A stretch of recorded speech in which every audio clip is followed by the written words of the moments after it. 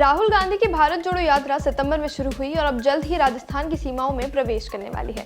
ऐसे में कई वीडियोस, फोटोज में हम राहुल गांधी और उनके साथ कई अन्य यात्रियों को चलते देखते हैं, लेकिन उनकी रात को ठहरने और रहने की व्यवस्था कैसे और कहां की जाती है, ये भी अपने आप में एक दिलचस्प चीज है। राहुल गांधी के अलावा भारत जोड़ो यात्रा में 140 लोग हैं जो साथ उनके स्थायी रूप से हैं और अन्य लोग जो स्टेट टू स्टेट साथ में रहते हैं। हर दिन इनका नया ठिकाना होता है, नए पड़ाव के लिए रोज गांव बसता है और उजड़ता है, वो भी सिर्फ 6 घंटों में। हर पड़ाव के बाद यात्रियों के ठहरने वाले ये कंटेनर फिर नई लोकेशन पर होते हैं। वहाँ पानी, बिजली, सीवेज लाइन जैसे तमाम काम चंद घंटे में पूरे करने होते हैं। इस वीडियो में आपको बताते हैं कि यात्रा कैसे चलती है।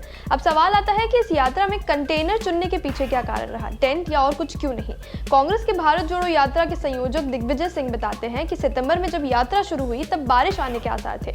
इसमें टेंट सही ऑप्शन नहीं था, लेकिन कंटेनर हर मौसम के अनुकूल है। साथ ही सुरक्षा की दृष्टि से भी ये बेहतर है, सस्ते भी हैं और सुलभ भी हैं। हर यात्री का अलग कंटेनर नहीं है, सिर्फ राहुल गांधी के पास 2 कंटेनर हैं, एक में वो खुद रहते हैं और दूसरे में उनका किचन है। इसके अलावा अन्य कई वीआईपी कंटेनर्स भी हैं। जब प्रियंका गांधी आई थी तो परिवार सहित वह भी इन्हीं कंटेनरों में ठहरी थी। बाकी कंटेनर रेल के डिब्बों की तरह हैं, कुछ में 2, कुछ में 4, 6, 8 और 12 बिस्तर लगे हैं। जयराम रमेश बताते हैं कि कैंप में हर रात करीब 250 लोग ठहरते हैं। इसमें 140 रेगुलर भारत यात्री हैं और बाकी प्रदेश के यात्री हैं। हमें अपने पड़ाव के लिए कम से कम 2 एकड़ जमीन की जरूरत होती है। हम एक जगह 2 रात नहीं रुकते, हर दिन ठिकाना बदलते हैं। हम 1 सप्ताह पहले ही तय कर चुके होते हैं कि हमें कहाँ ठहरना है। इसके लिए जमीन देखने का काम पहले ही हो जाता है।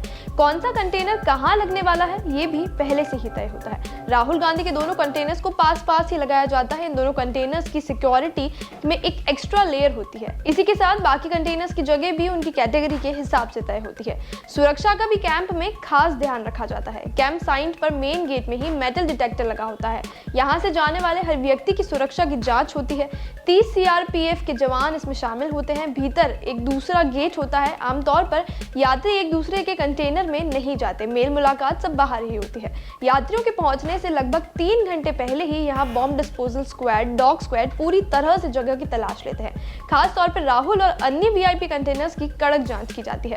कैंप में एंटरटेनमेंट को भी जगह दी गई है। यहाँ अस्थायी बैडमिंटन कोर्ट्स, एंटरटेनमेंट जोन सब कुछ है।